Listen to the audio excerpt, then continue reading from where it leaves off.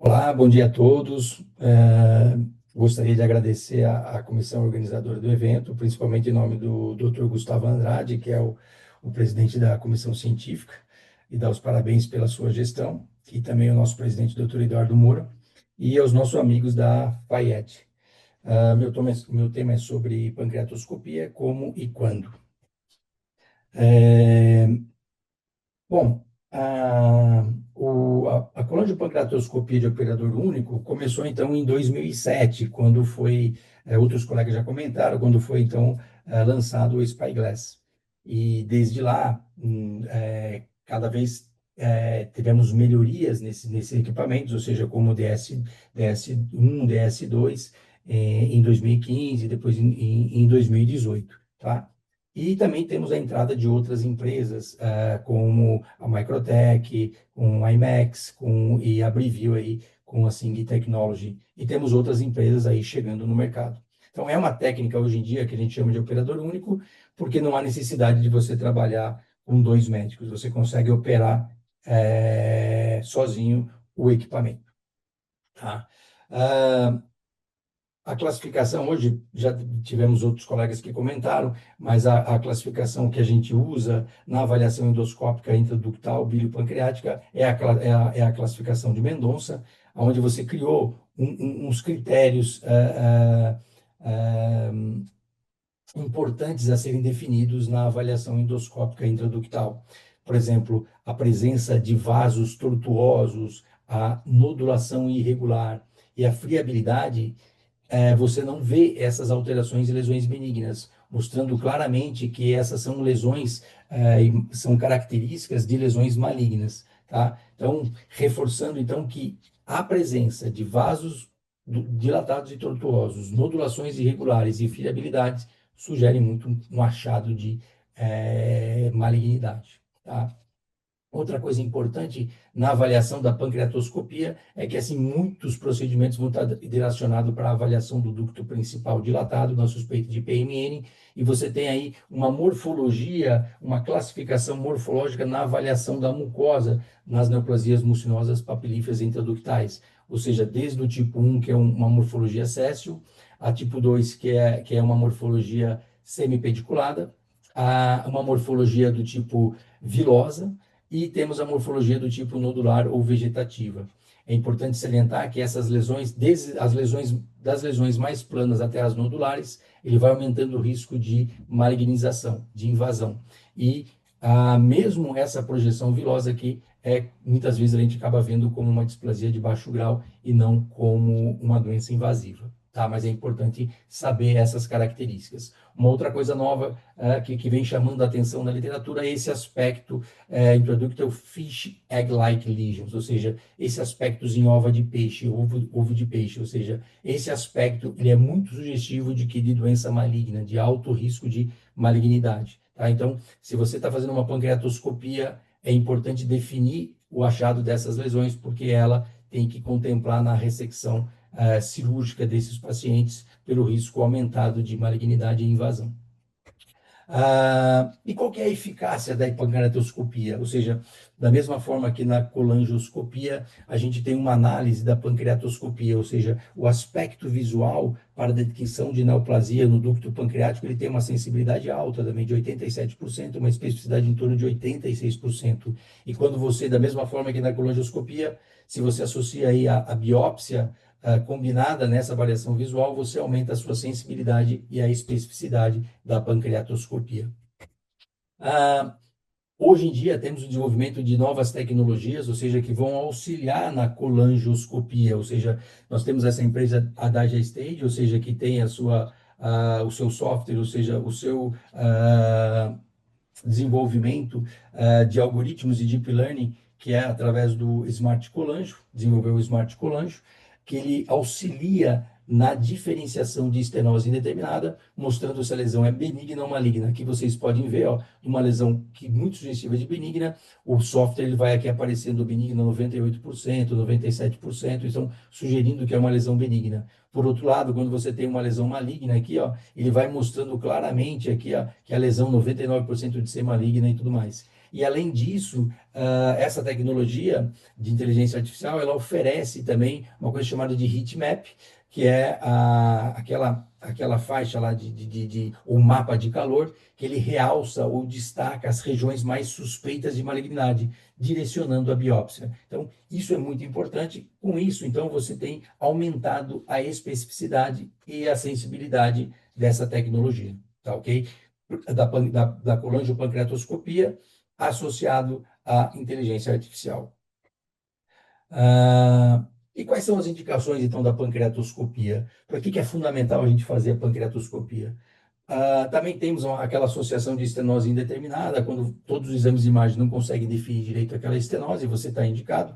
É menos comum da gente encontrar esse tipo de indicação. O mais comum da gente indicar é quando você tem um ducto pancreático dilatado, sem uma área de espessamento ou nodulação, muitas vezes com uma história meio atípica de pancreatite crônica, você não consegue fechar como pancreatite crônica. Esses casos duvidosos, vale a pena fazer a pancreatoscopia como um diagnóstico diferencial da pancreatite crônica, a neoplasia mucinosa papilífera intraductal, ou mesmo quando você sabe que a paciente tem uma neoplasia mucinosa papilífera intraductal, mas ele só tem dilatação, não tem esse espessamento, não tem nódulo, você não sabe que tipo de cirurgia você vai fazer. Você vai fazer uma gastrocpancreatectomia ou uma pancreatectomia corpodal, vai tirar todo o pâncreas. A gente sabe que a morbidade hoje de uma pancreatectomia total é muito alta, então está se evitando cada vez mais fazer esse tipo de procedimento.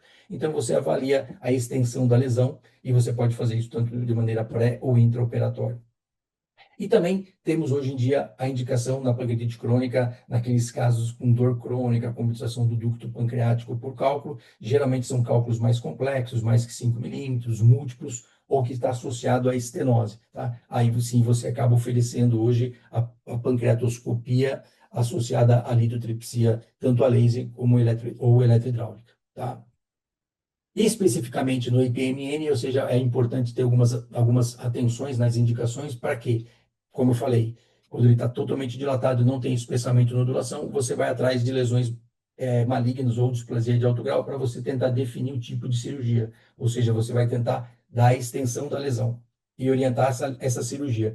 Mas aqui uma coisa importante é que cada vez mais nós estamos identificando skip lesions, ou seja, essas lesões salteadas, ou seja, a literatura tem mostrado que essas lesões mucinosas papilíferas intraductais, ela não é somente uma lesão contínua e progressiva, ela pode ter áreas normais e lesões isoladas.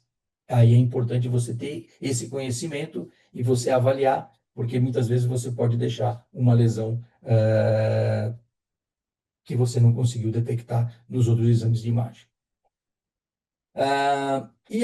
O importante também vale a pena colocar aqui que essas indicações, a gente vê que foi feito um consenso europeu, que foi publicado em 2025, e nós aqui no Brasil também tivemos aí a felicidade da nossa Sociedade Brasileira de Endoscopia, com várias lideranças brasileiras aqui, fez o consenso, aqui o qual tive a oportunidade de participar, aqui foi liderado pelo Tomaso e outras pessoas, e a gente acabou fazendo também o consenso brasileiro e publicado o ano passado.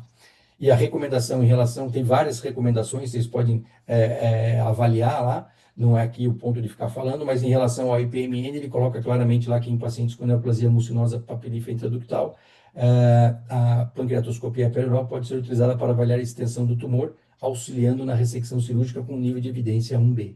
Então, cada vez mais, então, está reforçando essas indicações. Aqui alguns casos clínicos para a gente poder ver como é que a gente tem feito essas pancreatoscopias. Esse é um caso de um paciente masculino, 61 anos, com hipertensão, com desconforto abdominal, que estava fazendo segmento de uma dilatação e que de um ano para o outro aumentou muito a dilatação do ducto pancreático no exame de imagem, na ressonância, fez uma ecoendoscopia que não mostrou claramente um espessamento ou nodulação, e aí então foi solicitado a pancreatoscopia. E na pancreatoscopia, vocês vão ver aqui, acabei fazendo esse caso, acabei fazendo então primeiro uma virssonografia, você vê que já tem uma falha de enchimento aqui na região da cabeça para o colo, e aí quando for entrar aqui, ó, você já percebe que nessa região da falha você já vê a doença, ó, você já vê aqui a lesão, você vê uma área de transição clara aqui você vê a presença de mucina, vou aumentar um pouquinho, é um aspecto mucinoso. E aí, à medida que você vai navegando, ó, você vai vendo essas projeções papilares aqui, ó, bem evidentes, essas projeções papilares. com os vasos um pouquinho alterados. E à medida que você passa a lesão, que você vai para o corpo e para a cauda, aonde a virsonografia mostrava normal, também aqui tem um tecido normal. Essa área vermelha aqui é do fio guia que bateu aqui. E aí, então, a opção aqui foi fazer um estadiamento, ou seja, eu biopsiei essa parte do corpo e cauda, que eu achava que realmente era normal, e biopsiei a área alterada, onde você, aqui biopsiando uma área normal, e aqui biopsiando essa área alterada, claramente alterada, para confirmar, então, o IPMN e o grau de lesão, né? Então, aqui mostrou claramente que era uma neoplasia mucinosa papilífera ductal com fenótipo pancreato biliar, mas com displasia de baixo grau. Realmente não tinha nenhuma área de nodulação. E aquela área que estava normal veio sem displasia, estava totalmente normal mesmo. Tá? Então, ajudou o cirurgião e foi feita, então, uma duodenopancreatectomia naquele caso. Aqui, um outro caso, uma mulher de 62 anos com desconforto abdominal, mais uma pancreatite prévia, um tumor, aparentemente um tumor cisto de cabeça de pâncreas, um impedimento de ducto secundário nos exames de imagem, foi encaminhado para a ecoendoscopia, que sugeriu um impedimento de ducto principal, ou seja, na minha avaliação, não parecia ser secundário, ele tinha ductos secundários, mas não era uma lesão, um cisto de ducto secundário, era uma coisa só, ou seja, tinha ductos secundários dilatados, mas o ducto principal estava dilatado. E o que me chamou a atenção é que ele tinha um stop e depois o corpo e cauda ele tinha uma dilatação meio que homogênea, não era muito dilatado, mas era meio homogênea, parecendo um pâncreas de Visum. Mas se confirmasse um pâncreas de Visum, não tinha por que esse pâncreas ventral ele tá dilatado daquela forma. Então foi indicado então fazer a CPRE com uma pancreatoscopia do segmento ventral. Aqui vocês vão ver, então eu vou adiantar por causa do tempo, para tentar mostrar mais casos. Aqui é a papila maior, aqui eu entrando na papila maior, fazendo aqui a vissonografia e ver que tem um stop realmente, ele não vai lá para a região do corpo e cauda. Tá? Aqui contrastou, depois aqui você vê que contrastou ali a via biliar, aqui eu abri a papila maior e vocês veem aqui que,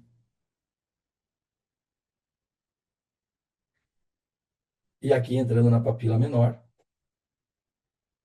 para confirmar realmente que era um pâncreas divísio, né? Já tinha que era a menor, então eu ia fazer a esfincterotomia da menor, aqui nesse caso, aqui confirmando, então, aqui, ó, aqui adiantei um pouco, aqui o contraste que eu joguei na papila menor, mostrando, e aqui fazendo a esfincterotomia da papila menor. E aí, eu entrei, então, com o aparelho pela papila maior para tentar definir o que estava acontecendo ali na papila maior, ou seja, naquele segmento do pâncreas ventral que estava dilatado. Aqui você vê que a mucosa estava normal, e eu falei, não é possível, tem que achar alguma projeção vilosa, aqui, alguma lesão mucinosa que está jogando mucina aqui nessa região. E aí, por felicidade, acaba detectando aqui, você vê essa projeção vilosa aqui, mostrando então que realmente era um IPMN que estava produzindo mucina nessa região e que causou a dilatação então desse pâncreas ventral aí. Tá aqui então você vê essa projeção vilosa. Acabei fazendo a biópsia dessa região. E aqui o anátomo, aqui a lâmina, e mostrando então que era uma neoplasia papilífera mucinosa intraductal, mas sem atipia importante, veio com uma displasia de baixo grau. E aí esse paciente então foi para a cirurgia, acabou fazendo em uma duodenopancreatectomia, acabou resolvendo a parte ventral que tinha o IPMN e acabou tratando aí, então esse pâncreas de Visium. Ele não sabia se a pancreatite era a causa de um ou de outro, mas a solução resolveu os dois problemas. Esse é um outro caso, ou seja, um caso importante também que tinha um paciente, eu vou aumentar aqui para a gente ganhar tempo, ou seja, um paciente de 58 anos que tinha uma dilatação também do ducto pancreático principal, mas que os exames de imagem não mostrava uma nodulação ou um espessamento importante. Foi discutido, estava na dúvida se ia fazer uma duodenopancreatectomia, aqui mostrando 20 milímetros do ducto pancreático principal, e quando fez a ecoendoscopia já viu que tinha o sinal lá do olho de peixe.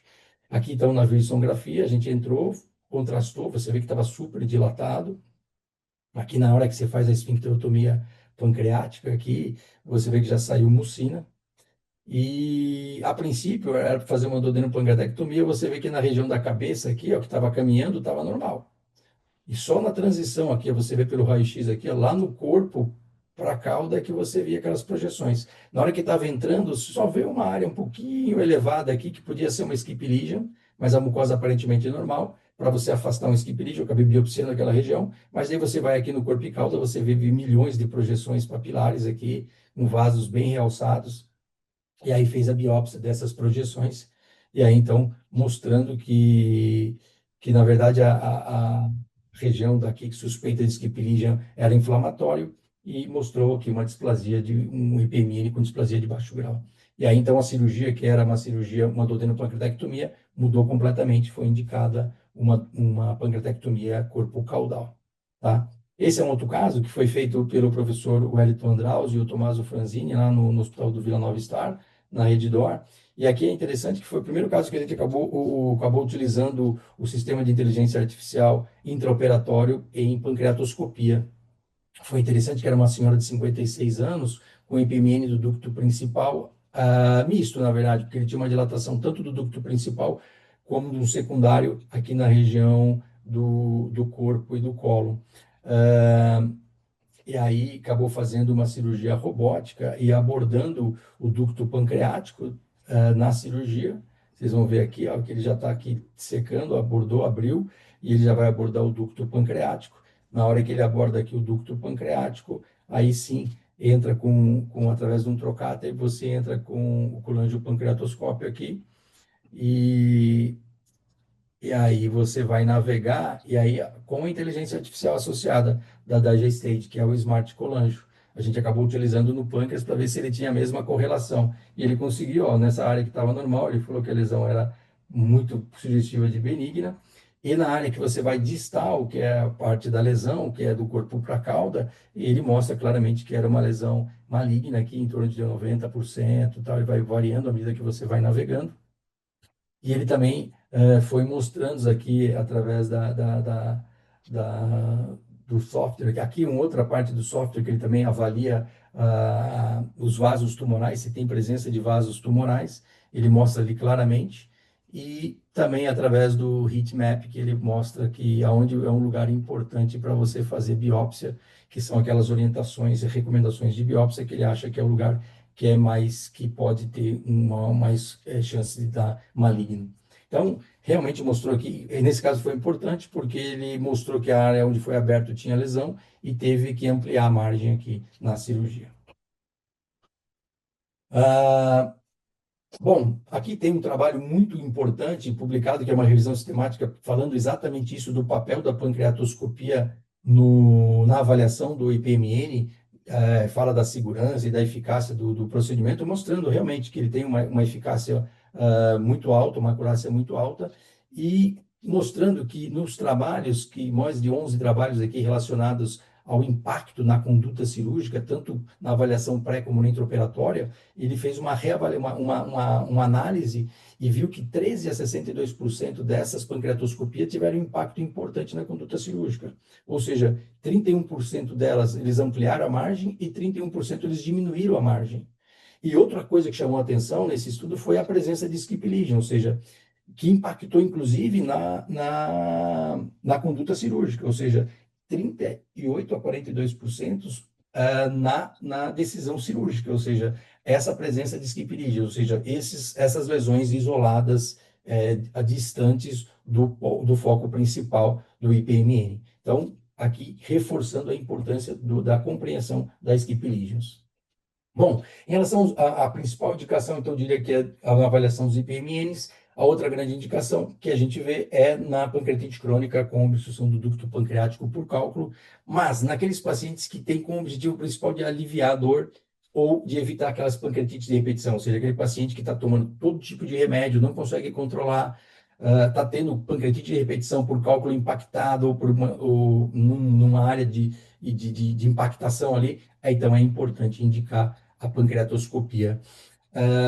Geralmente a pancreatoscopia, a litotripsia guiada pela pancreatoscopia, você indica naqueles casos onde tem cálculos maiores de 5 milímetros, onde tem múltiplos cálculos ou quando tem estenose associada. Não é aquele caso simples onde você consegue resolver com uma CPRE simples. Geralmente, ou seja, hoje em dia, a literatura recomendava você fazer litotripsia extracorpórea associada à esfincterotomia pancreática. mas cada vez está mais difícil de você encontrar centros que façam esse tipo de procedimento. Então, há uma indicação hoje de você pode indicar tanto na falha da CPRE com o uso da LECO, quanto na ausência da disponibilidade dessa técnica. Então, você acaba indicando a pancreatoscopia, a litotripsia guiada por pancreatoscopia, tá? Inclusive, no, na nossa publicação do consenso brasileiro aí, que foi publicado pelo grupo da SOBED, tem mesmo uma recomendação, que é a recomendação 1 e 3, que fala exatamente disso, de você indicar na ausência da LECO, na CPRE ou na falha dela, tá? Então, já está bem recomendado a pancreatoscopia, a litotripsia guiada por pancreatoscopia. Então, para reforçar, ou seja, esse caso é um caso de uma paciente de 32 anos, uma mulher de 32 anos, ela tinha um quadro de dor abdominal há 5 meses, 2 episódios de pancreatite, mas ela não tinha história de pancreatite crônica, o que chamou muito a atenção. E na tomografia mostrava um cálculo no ducto pancreático principal, que vocês veem aqui, com dilatação a montante. Então, esse caso foi feita, eu pedi para fazer a ecoendoscopia antes, para poder entender melhor.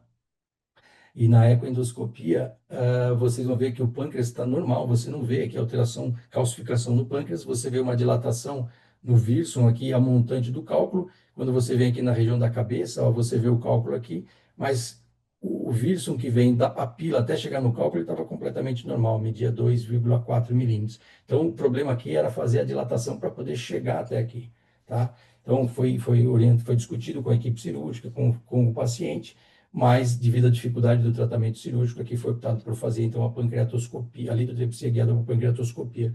E aqui você vê claramente aqui o cálculo, aqui você vê o cálculo, então foi feita a vissografia, você vê o cálculo, foi feito então aqui a papilotomia endoscópica, e a gente subindo, dilatando e fazendo aqui a litotripsia. Esse caso necessitou de mais de uma sessão, que não foi suficiente numa única sessão para quebrar totalmente o cálculo, tá?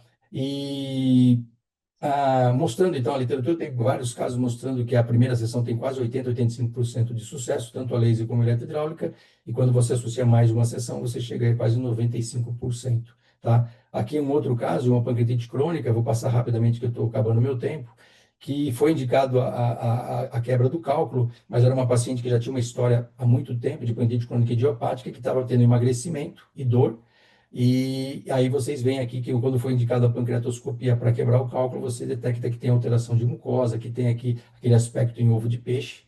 Então, claramente aqui tinha uma degeneração, ou seja, uma doença maligna, foi feita a biópsia e a quebra do cálculo e deixado uma prótese, e a biópsia mostrando então que era um adenocarcinoma. Esse paciente foi então para o tratamento cirúrgico e não só apenas ali o tratamento do cálculo. A pancreatoscopia, ela tem eventos adversos, sim, ou seja, gira em torno de 10 a 12%, mas como é pancreatite, que gira em torno de 10%. Tá? Então, a gente faz todas as medidas de prevenção da pancreatite, ringer lactato, indometacina via retal, a gente tem até jogador de soro gelado e a prótese pancreática. Tá? Como mensagem final, ou seja, em centros de referência e condições multidisciplinares, a pancreatoscopia é uma ferramenta segura, eficaz e viável, ou seja, relacionado ao diagnóstico de PMN do ducto principal, principalmente, ou seja, naqueles casos onde você tem um ducto dilatado sem diagnóstico de certeza de PMN, ele está muito bem indicado, ou mesmo na diferenciação de lesões benignas e malignas, e está para mapear a extensão da lesão e orientar a linha de ressecção e descartar skip lesion. E também nos casos, então, de litotripsia guiada por pancreatoscopia, naqueles casos mais complexos de cálculos intraductais. Tá ok? É isso. Muito obrigado. E fico aí à disposição para a discussão.